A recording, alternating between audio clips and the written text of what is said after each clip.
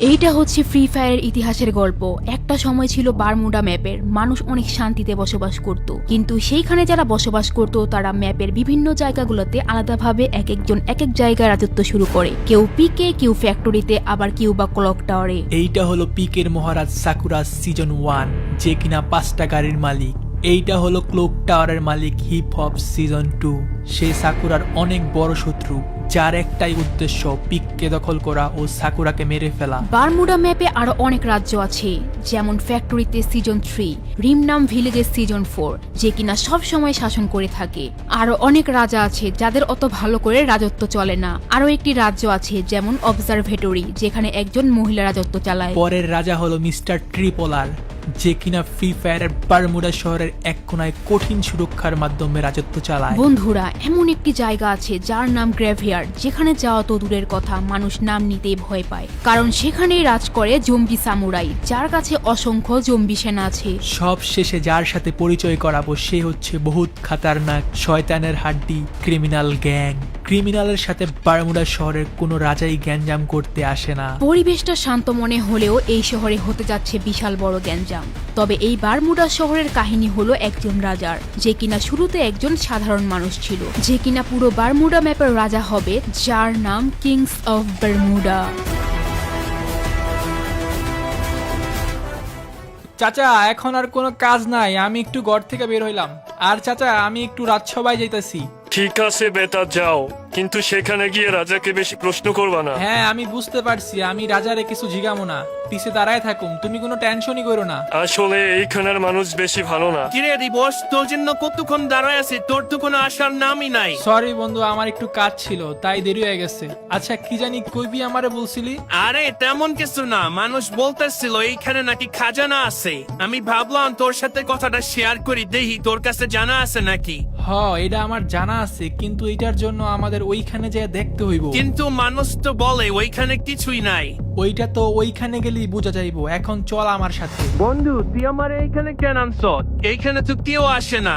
এইখানে আমাদের বস্তির সব ময়লা ফালায়, আর সামনে সমুদ্র আছে, এইখানে তুই কি পাবি? যা আছে ওইখানেই আছে। এখন আমারে বল, তুই জানোস কেমনে এইখানে কিছু আছে? জেলেরা তো এইখানেও কিছু পায় নাই। আমার মনে হয় খাজানা পানির ঢেউয়ে কিনারায় চলে আসছে। আমি কালকে রাতে যখন ওইখান দিয়ে আসতেছিলাম তখন কিচেনে দেখলাম চমকাইতাছে, ওইখান থেকে আলো বের হইতাছিল। কিন্তু ওইটা যদি খাজানা না হয়? এইটা জানার একটাই উপায় আছে। আরে তুই এর জন্য পানিতে লাফ দিবি? আমি তো সাঁতার কাটতে পারি না, আমি কেমনে যাবো? আমার সন্দেহ ঠিক ছিল এইখানে খাজানা আছে। দেখ বেটা, আমার সন্দেহ ঠিক ছিল, খাজানা পেয়ে গেছি, যেটার কথা মানুষ এতদিন বলতো। কি কোস ভাই, আমরা খুঁজে পাইছি। মহারাজ, আমাদের রাজ্যের দুইটা ছেলে খাজানা নিয়ে আসছে। কি কস? কে সেই যারা এই খাজানা নিয়ে আসছে? মহারাজ, এই দুজন ছেলে নিয়ে আসছে, ওদের নাম হচ্ছে সাকিব আর দিবস। জি মহারাজ, আমি আর আমার বন্ধু এই খাজানা নিয়ে আসছি। অনেক কষ্ট করে এই খাজানা সমুদ্র থেকে নিয়ে আসছি। সাব্বাস ছেলেরা, তোমরা অনেক বড় সাহসের কাজ করছো, তোমাদেরকে আমি পুরস্কার দিব। না মহারাজ, আমাদের কিছু লাগবে না, এই সব কিছু রাজ্যের অসহায় মানুষদেরকে দিয়ে দেন। কিরে দিবস, এইটা কি করলি? আমাদের কিছুই লাগবে না।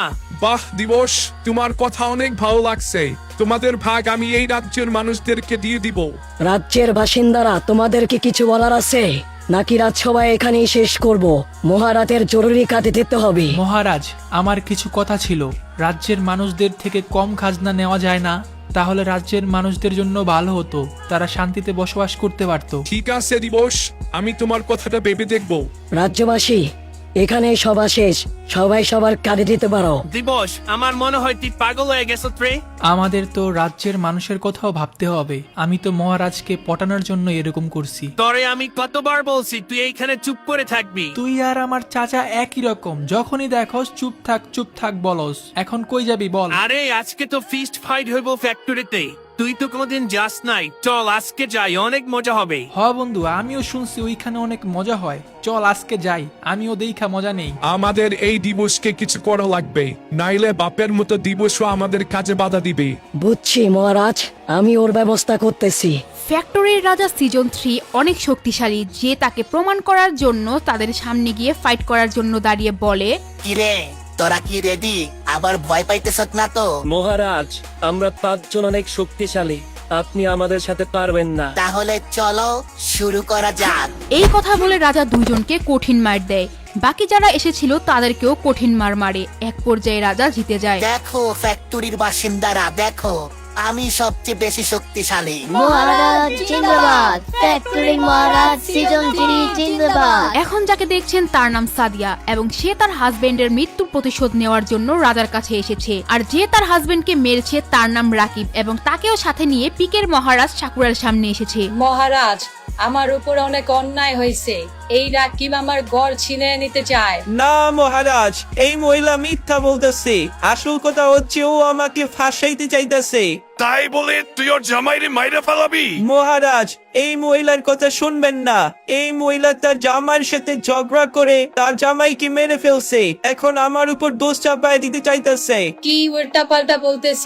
আমি কেন আমার জামাইকে মারবো? কারণ তুই আরেকটা ছেলের সাথে প্রেম করস। এই মহিলার ক্লক টাওয়ারের একটা ছেলের সাথে সম্পর্ক। এই কথা যখন তার জামাই জানতে পারে তখন সে তার জামাইকে মেরে ফেলে। আমার এমনটা মনে হইতেছে রাকিব তুই ওর জামাইরে মারছ।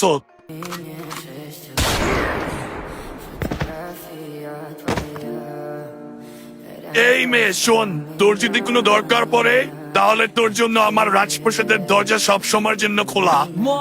মহারাজ, কেউ আমাদের উপর আক্রমণ করছে আর আমাদের সৈন্যের কাছ থেকে গাড়ি নিয়ে গেছে। কি বলতেছ তুই? কার এত বড় সাহস যে আমার গাড়ি চুরি করছে? মহারাজ, এইটা আর কেউ না, তারা হচ্ছে শয়তান বদমাইশ ক্রিমিনাল গ্যাং। এই ক্রিমিনালদের এত বড় কলিজা যে আমার গাড়ি চুরি করছে?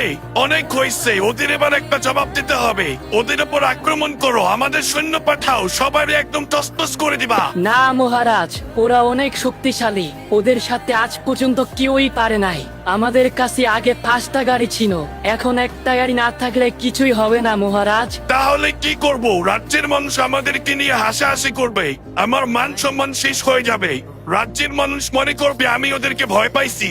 না মহারাজ, আমরা তো আক্রমণ করব, কিন্তু এখন না। এর আগে আমরা আরো সৈন্য নিয়ে আরো শক্তিশালী হয়ে তারপর আক্রমণ করব। আচ্ছা ঠিক আছে, এখন তুই বল এটা কেমনে হইলো? আমার এত শখের গাড়ি কিভাবে চুরি হইছে?